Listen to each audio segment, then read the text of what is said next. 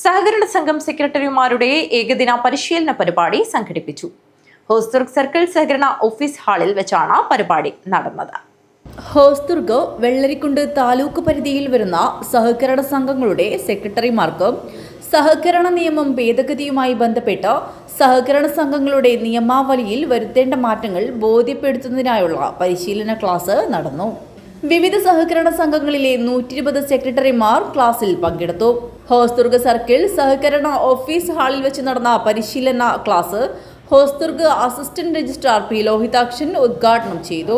Hosdurg circle സഹകരണ യൂണിയന്റെയും Vellarikundu assistant registrar ജനറലിന്റെയും ആഭിമുഖ്യത്തിൽ ഇന്ന് സർക്കിൾ സഹകരണ യൂണിയൻ ഓഫീസിൽ വെച്ച് സഹകരണ സംഘം സെക്രട്ടറിമാർക്ക് ഏകദിന പരിശീലന പരിപാടി സംഘടിപ്പിച്ചിരിക്കുകയാണ്. 2024 സഹകരണ നിയമ ഭേദഗതിയുമായി ബന്ധപ്പെട്ട് സംഘങ്ങളുടെ നിയമാവലിയിൽ വരുത്തേണ്ട മാറ്റങ്ങളെക്കുറിച്ചാണ് ഇന്ന് office inspector Shri Ranjith class എടുക്കുന്നത്.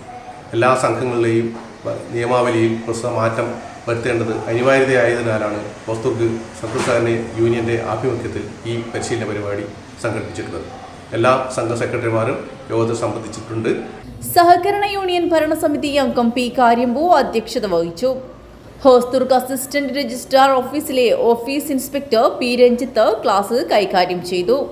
Vellarikundu assistant registrar V Sunilkumar, circle സഹകരണ യൂണിയൻ അംഗം ബി ഖൈരളി എന്നിവർ സംസാരിച്ചു.